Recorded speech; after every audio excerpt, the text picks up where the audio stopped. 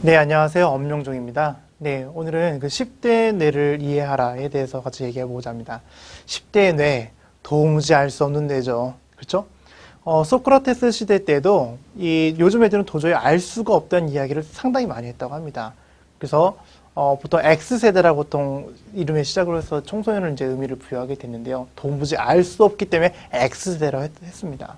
요즘 아이들은 T세대, N세대, W세대 등등등 많이 이렇게 되어 있죠.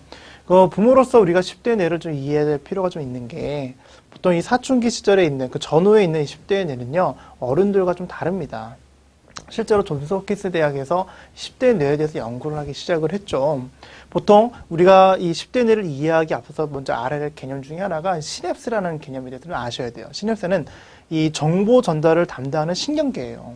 그래서 보통 아이들이 0세부터 보통 3세 때까지는요, 아이가 태어나면서 이 옹알이 많이 하죠. 예, 옹알이 해요. 이게 옹알이를 하는 거 보면서 이 엄마의 입모양이라든지 아빠의 어떤 표정이라는 걸 통해 가지고 아이가 옹알이를 하기 시작을 합니다. 그러면서 말을 배우기 시작을 하죠.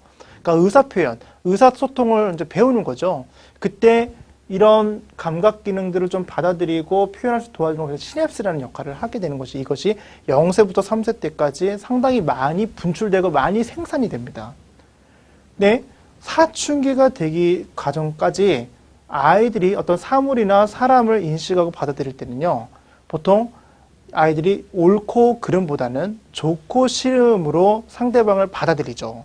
그래서 보통 보면은 저도 이 초등학교 때까지는 이 삼촌들이라든지 이모들 볼 때 좋고 싫음으로 상당히 표현했던 것 같아요. 그래서 좋은 삼촌은 좋은 거 너무 빨리 표현하기도 하고, 싫은 삼촌은 다시는 못 오게끔 하고, 이런 일련의 과정들을 겪게 돼 있죠.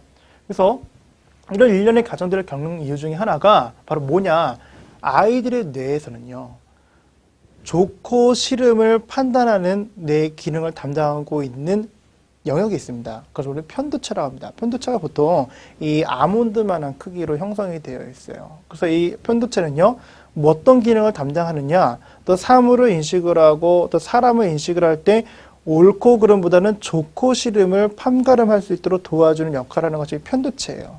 근데 사춘기가 되기 시작하면서부터는요, 아이들이 얘가 좀 철들었네?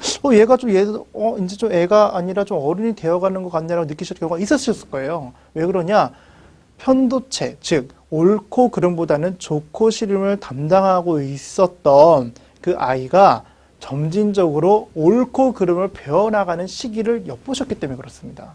그 뭐냐? 옳고 그름을 판단하는 것은 뇌의 전두엽이라는 이 영역이 그 기능을 담당을 하고 있습니다. 그래서 전두엽은요, 우리 뇌에서 옳고 그름 판단의 능력을 갖고 있는 영역 중에 하나입니다. 그래서 보통 이제 여담으로 말씀을 드리면, 이 게임을 좀 많이 하는 아이들 같은 경우에는요, 이 전두엽을 통해 가지고 실질적으로 이 저장 장치로 들어가는 것이 아니라 곧바로 저장 장치 들어갔다가 이 외부의 어떤 자극이나 방해들이 올 때 저장장치에 있던 내용들을 다 끄집어내게 되죠. 다시 말하면 게임을 하면 할수록 전두엽이 자라지가 않게 되고요, 곧바로 반사적으로 폭력이라든지 욕을 하는 아이들을 발할 수 있는 확률이 되게 높다는 것입니다.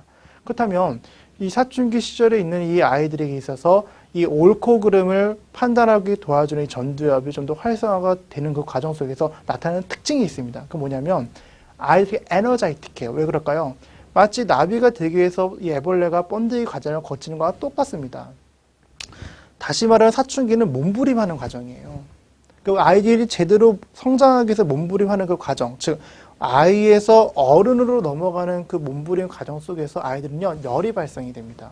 그 이때 시냅스가 0세부터 3세 때까지 형성된 시냅스가 사춘기가 되기 시작하면 다시 재생산이 돼요. 왜 재생산이 되는 줄 아십니까? 예, 아까 말씀드렸듯이 편도체에서 전두엽으로 넘어가는 그 시기를 온전하게 도와주기 위해서 시냅스가 재생산이 되는 것이에요.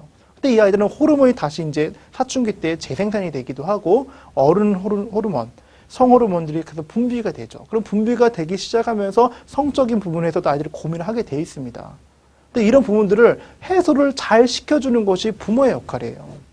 그래서 아이가 사춘기가 되기 전에 아이에게 맞는 운동을 시켜주는 것은 매우 매우 중요합니다. 왜 그럴까요? 보통 많은 부모님들이 이제 중3이니까 이제 태권도는 그만두고, 유도는 그만두고 공부만 해라 얘기하시는데, 모르시고 하시는 판단들이십니다. 실제로 민족상한고등학교라든지 국제중학교를 보시면요. 한 아이다는 한 악기 혹은 한 운동을 반드시 하게 돼 있습니다. 왜 그런지 아십니까? 네. 우리 뇌에는 운동 기능을 담당하는 영역의 뇌가 있고요. 감각 기능을 담당하는 뇌가 있습니다.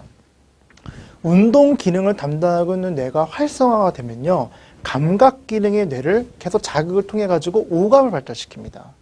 이 감각 기능이 발달된 아이들 같은 경우에는요. 학습을 할 때 이 오감의 발달에서 습득을 하죠. 지식 정보들을.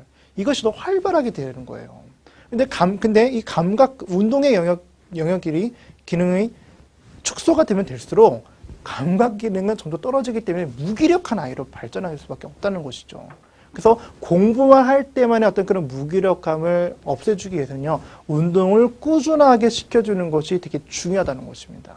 따라서 10대의 뇌를 이해를 하시고 10대의 뇌가 어떻게 형성되는지 아시는 부모님들은요, 교육을 하실 때 단순히 말로 이론으로 가르치는 것이 아니라 몸으로 가르쳐 줍니다. 그래서 따라할게요. 체인지입니다. 뭐라고요? 체인지. 몸체자. 다시 말하면 몸을 통해서 본인이 경험을 하는 것입니다. 그 상황에서 어떻게 하죠? 대화를 통해서 우리 아이가 그 경험했던 내용을 어떻게 받아들이고 인식을 하고 있는지를 경험시켜 줘야겠죠. 그 다음에 마지막 지식이죠. 자기 지식으로 쌓을 수 있게끔 스스로 정리할 수 있게끔 쓰기 역할을 해주는 것이 부모의 역할이라는 것입니다. 그러면 아이가 어떻게 되죠? 체인지. 바뀐다는 얘기예요. 성장한다는 얘기죠. 그래서 10대의 뇌를 좀 더 이해를 하시고 특히 이 편도체와 이 전두엽의 기능들 잘 판단하시고요. 10대 때 아이들의 에너자이틱한 이런 에너지를 실제로 잘 해소할 수 있도록 부모가 함께 대화를 나눠주고 그 운동을 함께 해주는 것들을 강력하게 권고해 드립니다. 예, 오늘 강의 여기서 마치도록 하겠습니다. 감사합니다.